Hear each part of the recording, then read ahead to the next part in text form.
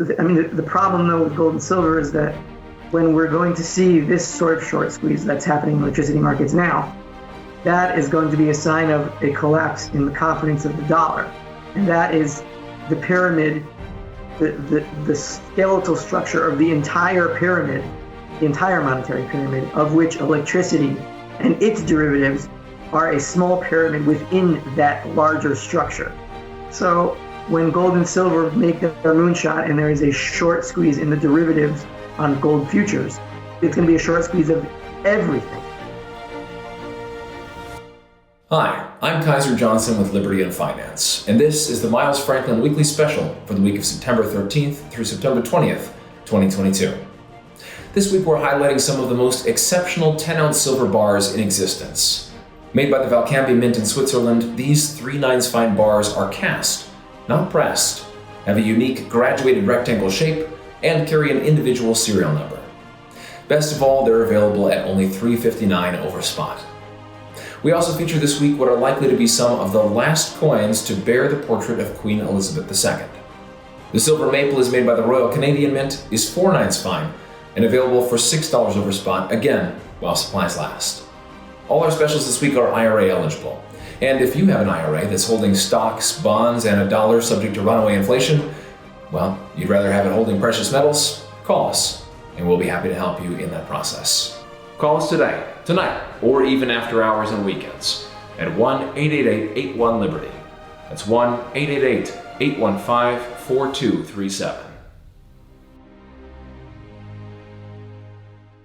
Welcome back to Liberty and Finance. We're glad to have the second-time returning guest, Rafi Farber, the head of the Endgame Investors, with us again here this Monday, September 12th, 2022. Rafi, thanks for coming back on Liberty and Finance. Great to be here, Don, again. I like being on the air with a fellow philosopher. Well, you're quite kind, but the reason we got tied into you originally was because so many people in the live chats on our premiere releases of our other interviews kept saying, you should have Rafi Farber on, you should have Rafi Farber on. I think, okay, fine, we'll have Rafi Farber on. I was glad we were able to get connected, glad you were able to come on, but then the quality of the responses to our last interview, which was our first one, were remarkable. I mean, in their thoughtfulness and valuing of the reputation that you have created by your philosophical approach, your sound groundedness in what's real, and helping people to really look at things straight on from the way they really are, instead of the way things are getting just so distorted and spun in the way that we're being misrepresented to us. So that's just letting you know you've cast a long shadow already in your one visit here with our audience. We're glad to have you back on. And you and I were just talking about how, before we get back into talking about why it's so important for us to understand that gold and silver are real money and everything else is theft, that we're being presented with in the name of money recently, and how that corrupts other parts of our lives as well. We first wanted to talk about something that's very near and present danger for all of us, and it's most evident perhaps in Eastern Europe or Western Europe currently, and that's the runaway cost of energy. Some people point to the Ukraine conflict as the source of this. There's probably more to it than that, but you're talking about how, if you want to know what lies ahead for such derivative controlled markets such as gold and silver, you need look no farther than the derivative controlled pricing that we're seeing running away on the exchanges related to electric pricing. So could you talk to us through what we need to know about that? And we'll look at both the human impact side of that, as well as the financial and monetary implications of that going forward, but we'll look at both. So if you can just take us into your analysis you've been doing of that phenomenon of runaway energy prices. Yeah, well, from my understanding, what is going on in Europe, the derivatives markets for electricity are just going vertical. Whether they're going vertical today, exactly at this moment, I don't know. But I saw this one article out of Austria that the Wien Energy, which I think is German or for Vienna Energy, which is basically the energy company that supplies Vienna with electricity, they had to be bailed out, I think, to the tune of 1.5 billion euros just to stay solvent, so they could keep their electricity shorts open. And I'll explain what that means in a second. But then I read, I'm pretty sure most of your followers have read this, there's a number being thrown around by Bloomberg or FT that something out of Norway. I think one of the officials in Norway said that the total amount of bailouts that will be required for electricity companies in Europe is something like 1.5 trillion. So just it's hard for even me to wrap my head around what is necessitating this. What does it even mean? What is going on? Why are these margin calls even necessary? Well, I try to simplify things in my own head. Say like, okay, so if we have an electricity company and it's producing or it's buying electricity for later or selling electricity for later because it wants to lock in prices, so it hedges. Okay. The problem with that is that you need to have a bank that's in the middle of that exchange because the size of these markets are so big that you can't just have peer-to-peer, an electricity company promising some supply to some speculator, and in that case it would be more stable because let's say, if he can't deliver the electricity, then the counterparty, he takes all the risk, and then you have that exchange defaulting. But when you have a much bigger market, you have the banks taking the middle of these trades between the speculators and the electricity suppliers. So theoretically, it should be fine for the electricity company, for Wien Energy or whatever it is. But the bank has to keep in mind, has to keep on its books that what if there's an EMP or some kind of disaster or an earthquake or a volcano explodes or something, and they can't deliver the electricity that they shorted for whatever reason, whatever crazy reason might happen. The exchange still has to, they're on the hook on both sides of this. So they need the collateral to make sure that nothing is defaulted on. So that's why these companies, these exchanges that these trades are made on, they need this collateral or they will go kaput. And if they go kaput, everyone they're connected to goes kaput. So I'm not one of these gold and silver guys that looks for a conspiracy or a cabal that is in charge of everything. I'm not denying that might be the case. I don't personally think so. I think a conspiracy to, let's say, for the electricity market, to lower the price of electricity in some kind of intentional manner. I don't think that's the case. I just think the structure of the market, due to the fact that we have a fiat, so-called fiat monetary system, necessitates that companies buy these contracts, and there are so many of them that are needed that in the chain reaction happens. It necessitates all these exchanges that have to take on these trades, and then everything gets so big that when things start to collapse, they just fall over, and there's really no single person to blame. It's like at the late stages of Atlas Shrugged, right? And Dagny Taggart, they can't really pin it on anybody. They can't get anyone to respond to what they need or get, if a train is dead on the tracks, they can't get anyone to take responsibility to move it. And when you get deeper and deeper into government, it's the same kind of thing. Like you can't find anyone who's in charge of anything anymore.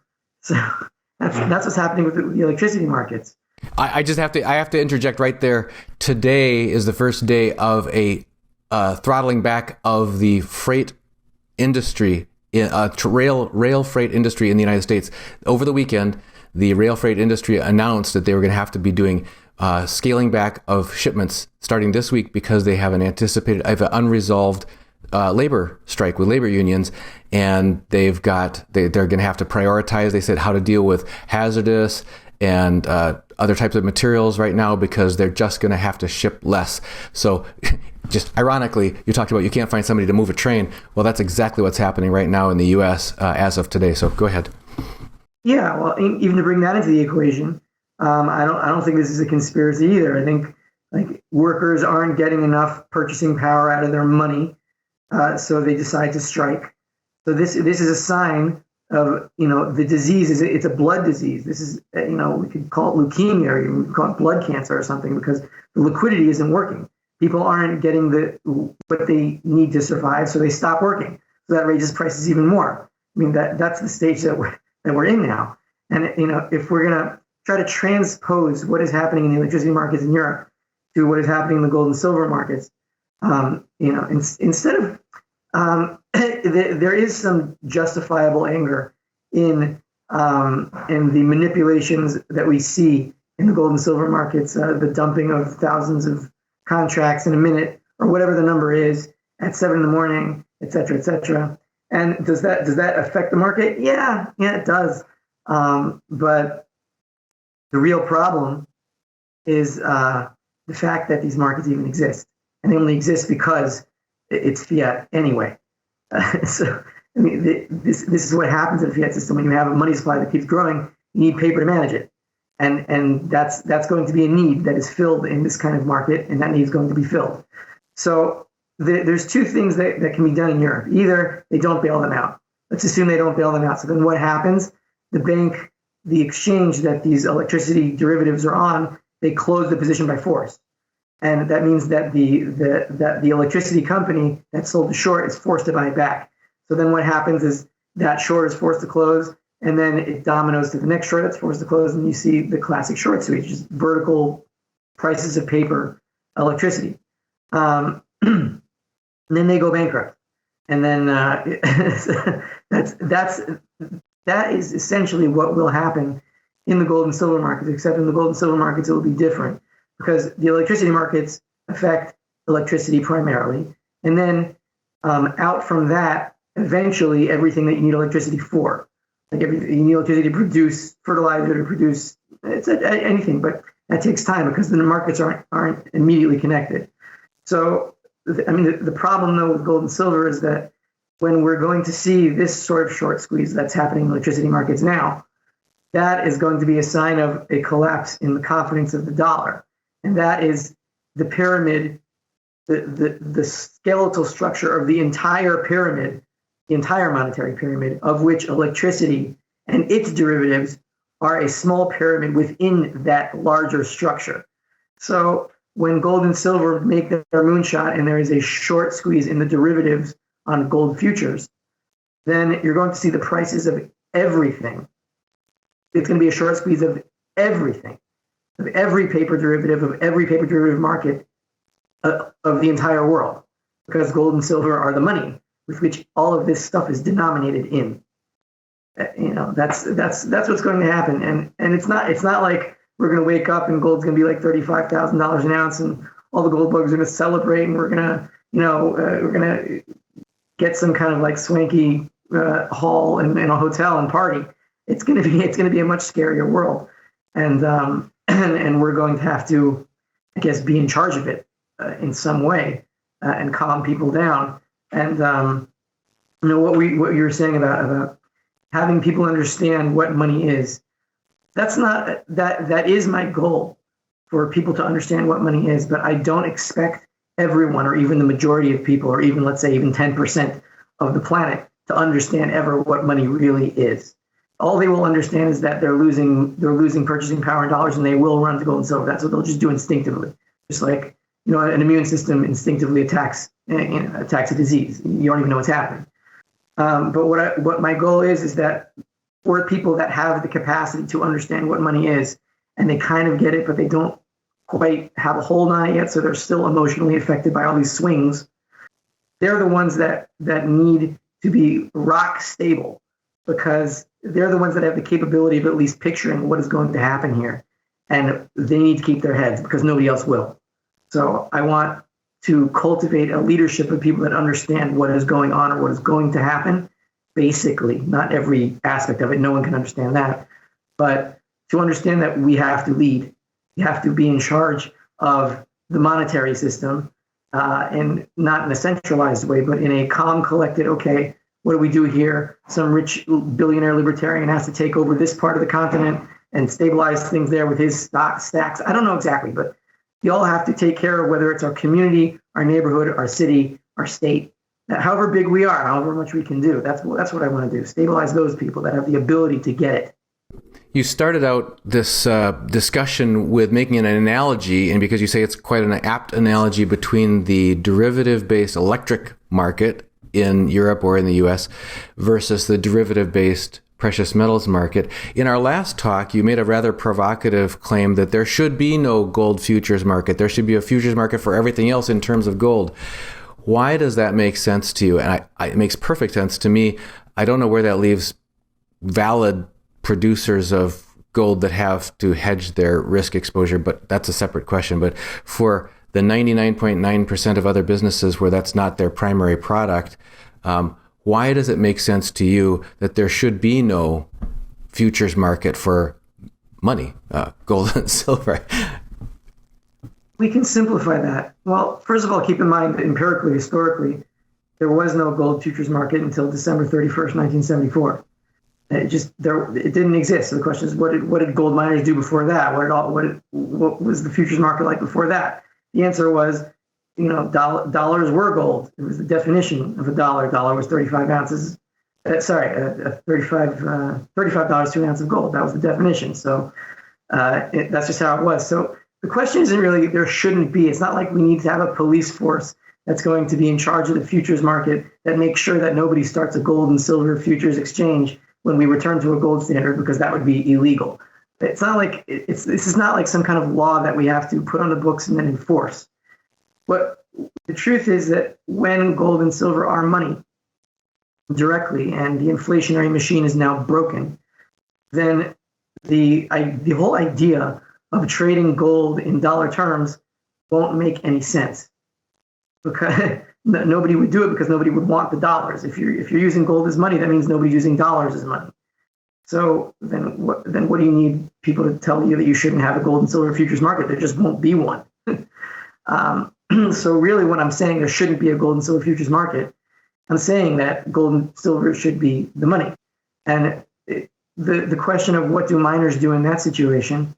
Well, I mean, that answer helps understand how a futures market would function without gold and silver futures. I mean, if you're a gold miner, then you understand how much it costs to mine an ounce of gold, okay? And you understand what the purchasing power of that ounce is, more or less. So you don't need to hedge. When the cost of mining gold goes too high, you simply stop doing it. And when it goes low, you do it again.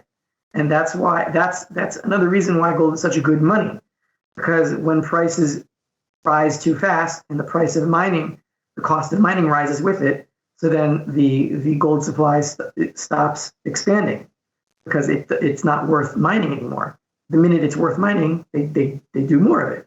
And if you that brings me to another point I just thought of. Like, if you have a mechanism that can hedge your gold production, then that would kind of mess that whole mechanism up, because you would then theoretically be able to mine gold even when it is not economical to do so.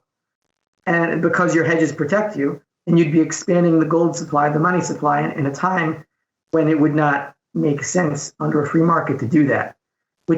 It might be why we saw such crazy movement in the gold miners in 2011 to 2013, why they just totally collapsed, because they had all these hedges that didn't work, and then it just made their books even worse. So the fiat currency system really messes up the books of miners as well, and they'd be much better without a futures market, because that would be the natural market of you mine gold when interest rates require a bigger gold supply. When interest rates rise, you need more gold to lower them down again and to keep everything in balance. That's the answer, I think. How does that, in your mind, fundamentally different from, for example, I was thinking one of the ways that gold miners are subject to risk is, for example, input cost risks for their operations, such as fuel costs, diesel, electric, that sort of thing. So now those things are commodities that they could hedge. They could hedge their risk against increased costs in those things. So taking that line of reasoning, producers such as oil exploration and drilling and production companies, oil companies, have to take on risks of their. In other words, or companies that consume those things like oil and gas and electricity have to protect themselves against potential runaway increases in those commodities. Airlines had this back several years ago. Those, like Southwest Airlines, did a better job than others of protecting themselves against rising jet fuel prices by buying contracts out in the future against those, so that they were protected. So it's absolutely the case that sometimes producers of commodities have taken on there's been a risk arbitrage between consumers and producers of certain commodities so that they both know what their risk posture is over time going forward. And some are willing to operate, some make a profit by in fact, producing oil at a higher price than it would have otherwise been because they had a contracted taker, off-taker for that. Is there not a valid role for that in every other commodity, and why is gold and silver fundamentally different? Yeah, there absolutely is a place for hedging with derivatives for production. I mean, there's nothing illegitimate inherently about that. The problem is, I think Alistair McLeod shows this chart a lot on his work on goldmoney.com. He shows a chart of oil priced in various currencies and then oil priced in gold. And the oil price in gold is like very, very stable. It's not completely stable. Nothing is completely stable, but it's very, very stable in terms of gold ounces. So yeah, in a sound money system, you would have hedging, but it wouldn't be like if you don't hedge and you get caught, you're dead. I mean, that could really happen in a fiat paper money world because prices can go just completely nuts.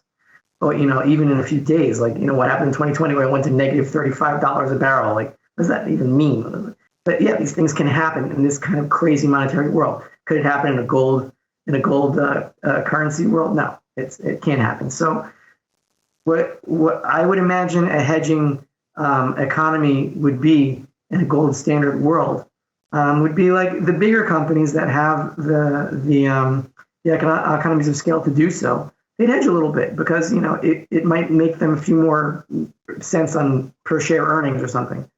But the price of oil and the price of whatever commodity would be basically stable, barring like an alien invasion or something like that, which you don't really have to hedge against. Maybe you could, but it doesn't. People aren't going to do that. And I would also imagine that there wouldn't be such a need for everyone to hedge because you have to be hedged or you might go out of business.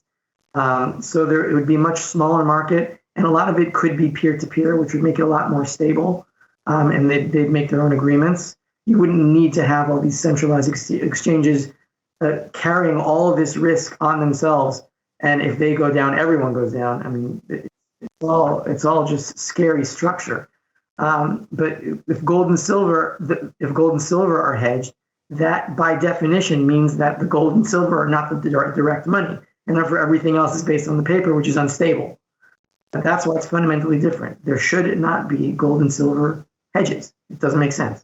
Well, I think you just put your finger on it a minute ago. Also, it helped me anyway, was that it's actually a symptom. The fact that these pricing structures are so unstable and that you can get these radical swings, high and low, as we saw with negative oil and so on, is indicative of the falseness of the currency. And the fact that you're having to hedge against radical swings in something that's not stable, where you say, in contrast, if things were priced in real money, gold, for example, there wouldn't be these radical swings. It's incredibly more stable to price real things in a real thing. And therefore, the very fact that industries feel that they must have, that they desperately need, that it's an existential risk to their survival of their company if they don't have hedging markets, is a symptom of a sick financial system that's based on a sick, distorted, false currency rather than on real money. Yes, exactly. And it also explains the wealth gap. And when you have these wild swings in whatever security it is, whether it's stocks or bonds or real estate or commodities or basically anything that's on top of gold in Extra's pyramid, when you have these wild swings, you're going to have people that speculate correctly and make a lot of money. And you're going to have people that just lose everything. That's what's going to happen in these crazy swing economies, which we've seen so consistently since 2008 and really since 1971. If you want to go back even before that, but it's gotten worse and worse and worse. And the ones that speculate correctly, or even worse, they have insider knowledge on what the Fed's going to do, or they're even on the Fed or wherever they are, they can really make themselves rich, or they plug into the industrial complex of whatever it is where the money comes flowing from the Fed to the federal government to the Raytheon or whatever. It's all the same corruption. It's all different systems of the same sickness that is really on its last legs. And on its last legs means that all the volatility we've seen, we ain't seen nothing yet. And if we can hold on through it, then we can help rebuild a new world, which is, it's very exciting, and I want to get there already and kind of cryogenically freeze myself and wake up in a year and see what's going on. Because no, don't freeze yourself. We want to talk to you. So when we interviewed Rick Rule about this very topic about increased volatility, it's echoed by Gregory Mannarino, who talks about increased volatility. Michael Pinto talks about increased volatility. Alistair talks about it. These increased swings back and forth are, they say, symptomatic of when there is illiquidity in a system, when there's no effective liquidity. That's what you talked about before. There can be trillions of nominal dollars sloshing around, but it's not effective liquidity. And the other thing is that it's based on the fact that these are derivatives. In fact, this is not real money, and therefore trying to build a house on sand is not like building it on stone or gold. The back to the market analogy you're making between the electric market in Europe, which is blowing up, versus what could happen to the metals markets, gold and silver. What do we learn from what happened in the spring of this year when the COMEX nickel market actually did stop functioning and they had to cancel trades and roll back things because it simply was blowing up? Oh, well, nickel is a small little piece of this. And what we saw on the day that nickel blew up, all commodities were affected.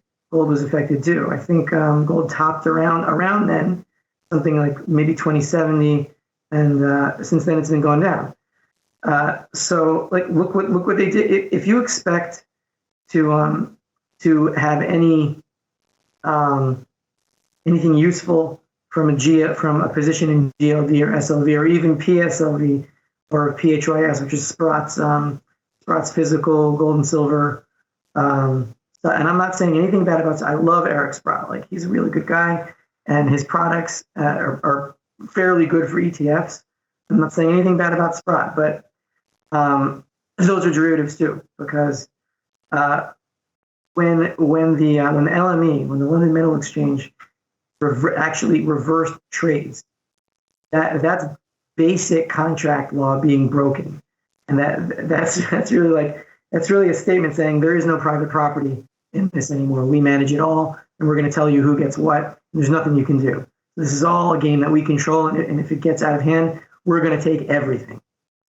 That's what they've showed that they're going to do in nickel. They're going to actually reverse trade, steal billions of dollars from people who were correct, and give billions of dollars back to the people who were wrong.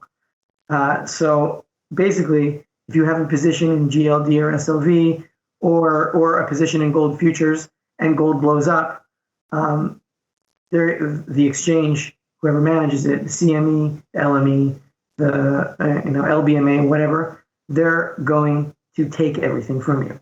They're not going to let you get your physical from your derivatives position. And even if Eric Sprott wanted to, let's say he's an honest man, I know he's an honest man, and even if he wanted to give his physical silver to anyone who had his PSLV certificates or his PHYS certificates, he might not be able to do that because sovereigns might stop him out of desperation. Don't know.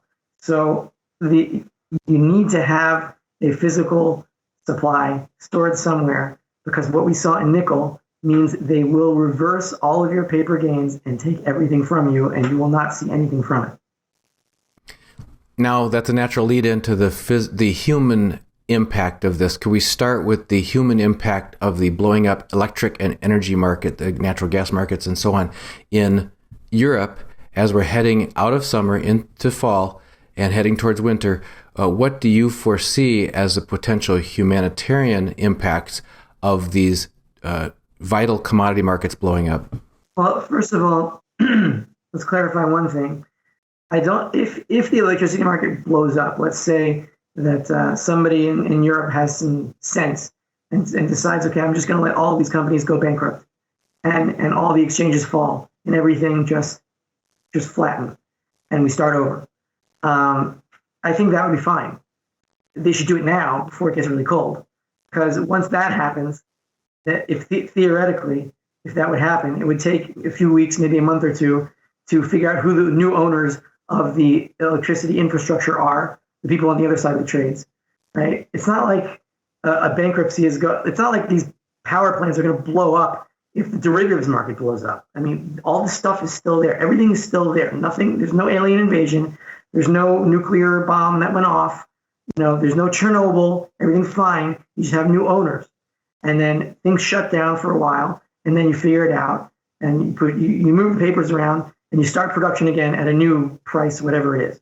I don't know exactly how it would work, but it would take some time, and everything would be fine. There'd be no humanitarian disaster. The humanitarian disaster is going to be because they insist that this pyramid cannot fall, and they keep bailing out the current owners with more inflation and more printing. However they're going to do it, however they structure it, I have no idea. Everything's so convoluted now, I can't even say how they would do it.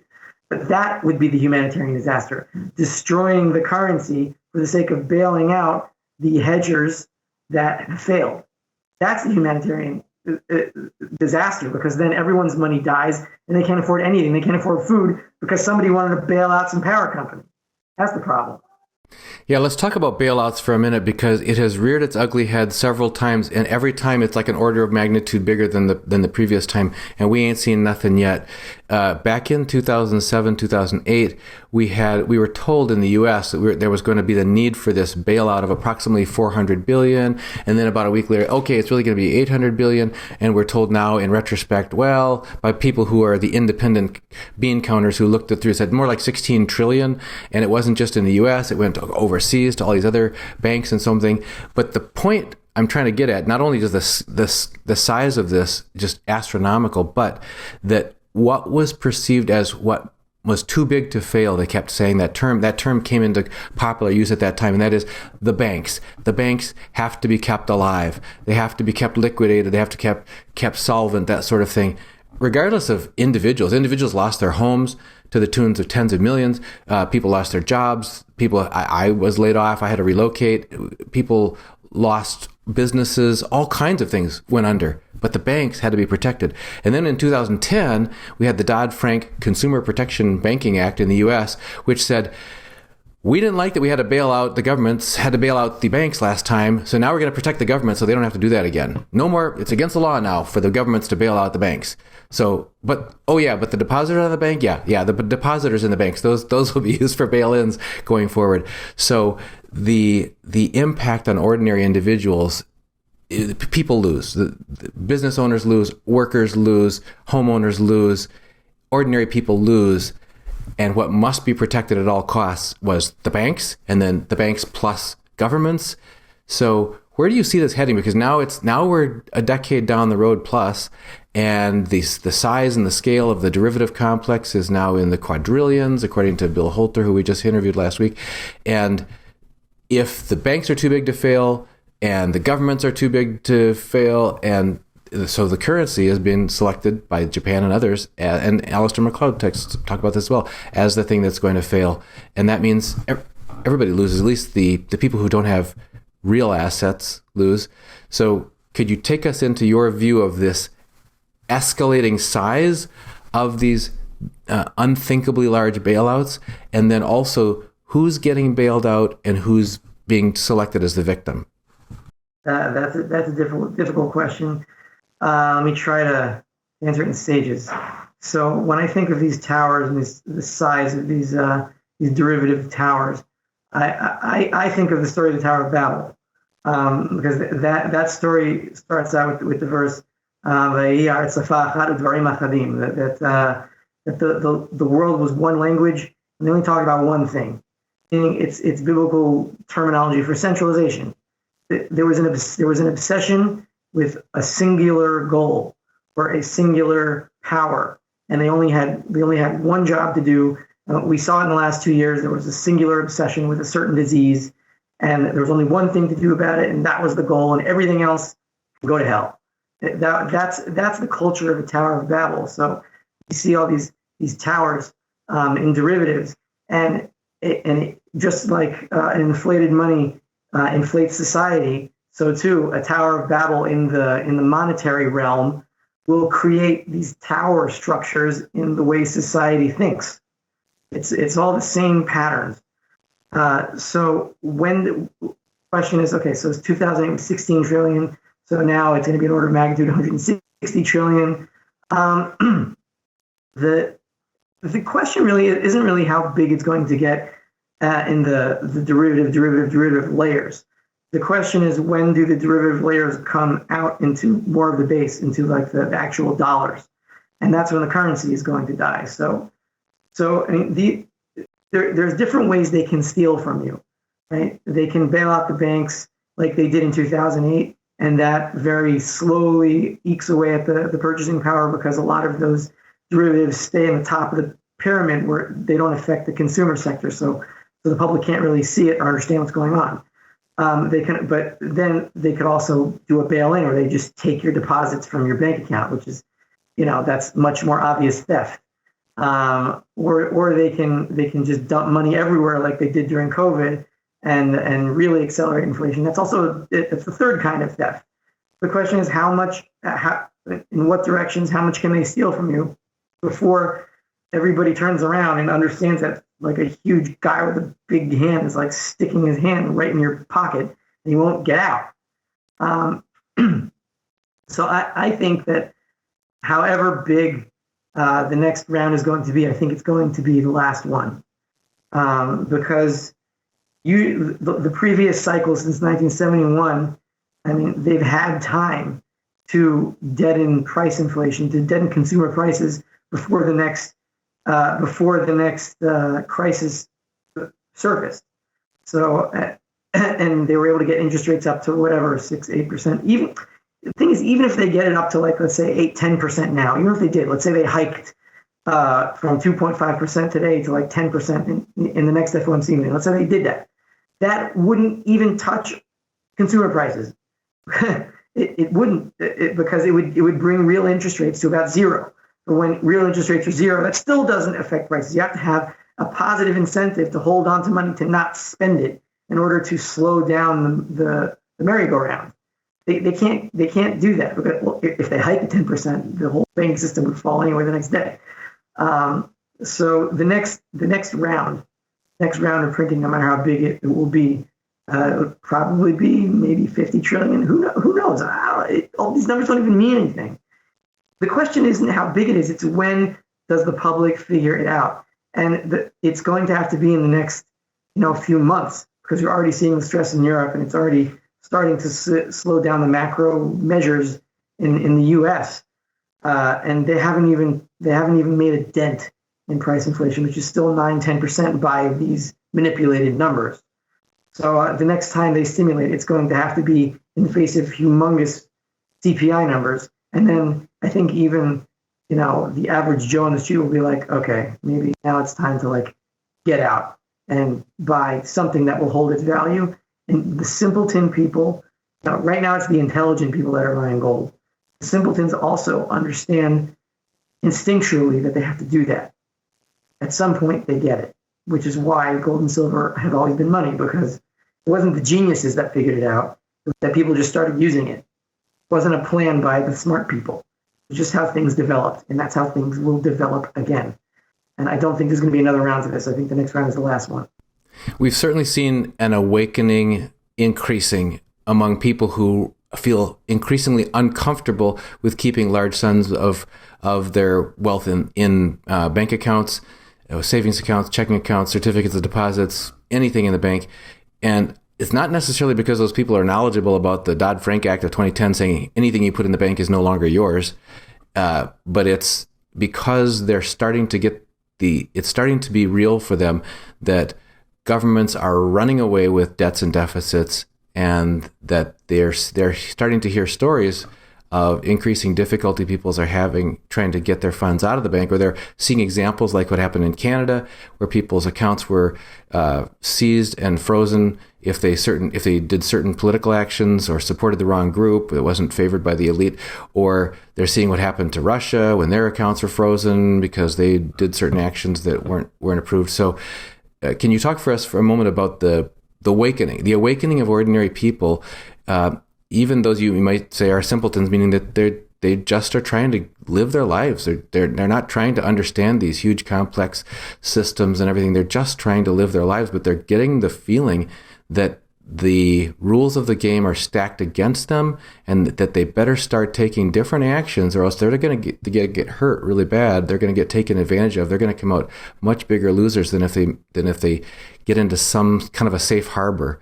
How much of that awakening do you already see happening, and what are any evidence of that you're already seeing? Well, I can bring this down to earth, a very concrete way. In Israel, there's a law that was passed that you can only you spend or pay someone 6,000 physical shekels at a time for a service. 6,000 shekels is about $1,500, $1,700, something like that. So these people that go around houses, fixing houses, construction, whatever, they have jobs that are 30, 40, 50,000 shekels, and they're not going to be able to be paid in physical cash unless they just disregard the law, which is possible. But what happens then? Well, then all these transactions which were not subject to the VAT, which is about 17% in Israel, they will be. And so these people are going to have to jack up their prices like crazy in order to just make the same amount of profit margin that they did before. And many people are not going to be able to afford those prices. So they're just not going to hire these people, and they're going to lose business. And these are the people that keep our society running. Every part of society keeps society running, but these are the people that fix our houses. They fix our plumbing systems, the basic infrastructure of cities. These are the people that do it, and they're going to go. A lot of them are going to go out of business. So the question is, they're going to need to somehow be paid in a way that is under the table. And what is a way to do that? It would be with gold or silver coins. I could see that starting to formulate itself, and I am seeing evidence of this also in the United States. That I think I was listening to Tom Woods a few days ago, and he was interviewing some guy from Texas who was running the meat initiative. Right, all it is connecting all the small scale ranchers in Texas and putting them on one website where people can trade gold and silver for meat, and without regulation, without whatever triple letter alphabet soup is in charge of it. I don't know. So you're seeing these cooperatives starting to take root, and that really is the silver lining of this. Like, the harder they smash down little guy, the more that the little guy will be connected to the other little guys, and will make parallel systems. Because you're not going to make parallel systems unless it is needed. Unless without the parallel system, these people aren't going to survive. So a lot of people look at the cash law in Israel and say, "Oh, they're taking away our freedoms." Yeah, that's what they always do. There's nothing they pass. There's nothing they do that isn't taking away freedoms. Of course, they're doing it, but they have to keep it coming. The more you enslave us, the more we'll keep reproducing. That's like the children of Israel were enslaved in Egypt, and the more the verse says, the more the Egyptians smacked them down, the more they just kept reproducing, driving them crazy. So it'll be the same among us. I think that was one of the hidden benefits that came out of the last 2.5 years of all these lockdowns and restrictions and mandates and everything, was sort of the revealing, the tipping of the hand of a lot of those in power, so that people who were just sleepwalking in normalcy bias before, thinking that all was well, suddenly realized, whoa, this is not well at all. If I can't travel, if I can't work, if I can't run a business, if I can't conduct my life for this because somebody just arbitrarily made that decision. And oh, by the way, they're not following their own rules. I think a lot of people woke up, and as well as about how their children were being miseducated, et cetera, et cetera. So there are silver linings to some of these clouds when people are awakened to the truth of what's really going on, because it can no longer be hidden, because it's such an elephant in the room. I just see we're up against the clock. I can't believe it's been almost 3/4 of an hour. We need to get back with you because we want to talk about what makes real money what it is and why people need to understand. And I think you're saying you don't have to understand a lot about it because people have a gut instinct that will lead them to something that's real and something that's tangible and something that's a safer preservation of their purchasing power, because that's what people have always done throughout history. So we're going to get back to that the next time we talk, and that has to be sooner than this was. So Rafi Farber, if people want to follow your work, and a lot of people do, where should they get connected in? Well, you can search for The Endgame Investor on Google. Find it very quickly. My YouTube channel is Rafi Farber, and you can also become my patron on Patreon at The Endgame Investor on Patreon, where I do more of a biblical angle to this stuff for those who are interested in that topic. Those are the 3 ways. You can find me on Twitter at Rafi Farber, RafiFarber, back there. And I'm not that hard to find. You'll find me. Excellent. Well, thank you for joining us this second time on Liberty and Finance. We're looking forward to having you back real soon. Looking forward to being on. Miles Franklin Precious Metals is one of America's oldest and most trusted bullion dealers. Miles Franklin is A+ rated and accredited by the Better Business Bureau, licensed and bonded, and has 0 complaints ever registered. Here at Liberty and Finance, we are licensed brokers with Miles Franklin. To order, simply call us, discuss your needs, and we will let you know our live inventory, prices, and availability, and lock in your order over the phone.